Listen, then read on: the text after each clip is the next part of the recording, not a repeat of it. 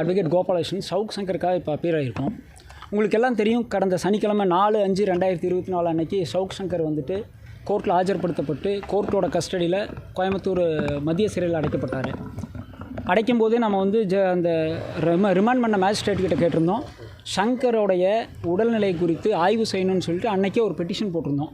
மருத்துவ ஆய்வறிக்கை எடுத்துகிட்டு மருத்துவ பரிசோதனை செய்துட்டு தான் அவரை வந்து சென்ட்ரல் பிரிசனில் அடைக்கணும், ஏன்னா அவரோட உயிருக்கும் அவருடைய உடலுக்கும் ஆபத்து இருக்குன்னு சொல்லி ஒரு பெட்டிஷன் போட்டிருந்தோம். அன்றைக்கி ரிமாண்ட் பண்ண மேஜிஸ்ட்ரேட்டும் மெடிக்கல் பெட்டிஷன் அலோவ் பண்ணியிருந்தார்.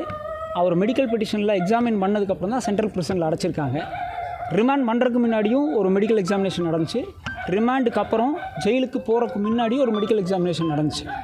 உங்களுக்கெல்லாம் நல்லா தெரியும், சவுக் சங்கர் அவர்கள் வந்து சென்ட்ரல் பிரிசனுக்கு உள்ளே போகையில் நல்லா 2 கையும் வீசிட்டு ஆரோக்கியமாக தான் நடந்து போயிருந்தார்.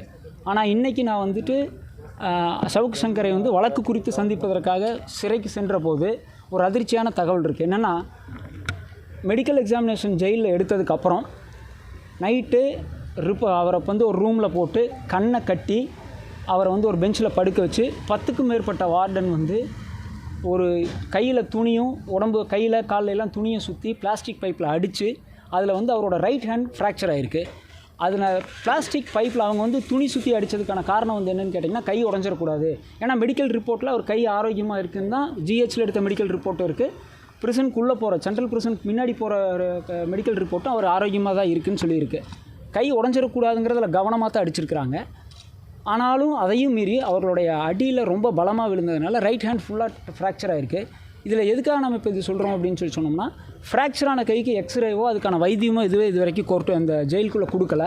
அதுக்கு பதிலாக அவருடைய விருப்பத்துக்கு மாறாக வெறும் மாத்திரைகளை மட்டும் அதிகமாக உட்கொள்ள சொல்கிறாங்க. ப்ளஸ் வந்து அந்த வீக்கத்தை கம்மியாகிறதுக்கான ஆயின்மெண்ட் போட்டு அந்த வீக்கத்தை கம்மி பண்ணணும்னு நினைக்கிறாங்க. என்ன காரணம்னு சொன்னீங்கன்னா, பெயின் கில்லர் நிறையா கொடுத்து சாப்பிட முடியாமல் பெயின் கில்லர் நிறையா கொடுத்தா அவரோட கிட்னி முதல் கொண்டு எல்லா உறுப்பும் பாதிக்கப்படுறதுக்கான வாய்ப்பு இருக்குது. இது தெரிஞ்சதுக்கப்புறம் இன்றைக்கி நாம் மறுபடியும் இந்த வழக்கு சம்மந்தப்பட்ட ஒரு நீதிமன்றத்தில் இப்போ ஒரு மனு போட்டிருக்கோம்.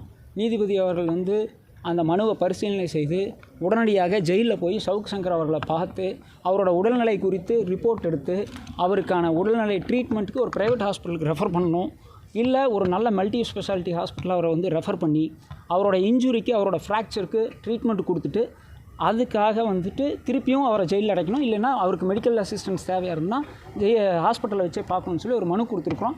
அந்த மனு மீது என்கொயரி முடிஞ்சிருக்கு. அதில் என்ன ஆர்டர் போடுறாங்கன்னு தெரியாது. நம்மளுக்கு நீதிமன்றத்து மேலேயும் நீதித்துறை மேலேயும் நல்லா நம்பிக்கை இருக்குது. கண்டிப்பாக அது வந்து ஒரு ஃபேவரபுள் ஆர்டர் கிடைக்கும். ஒரு ஜட்ஜ் விசிட் பண்ணி பார்ப்பாருங்கிற நம்பிக்கையில் நாங்கள் இன்றைக்கி மனு போட்டு வந்திருக்கோம்.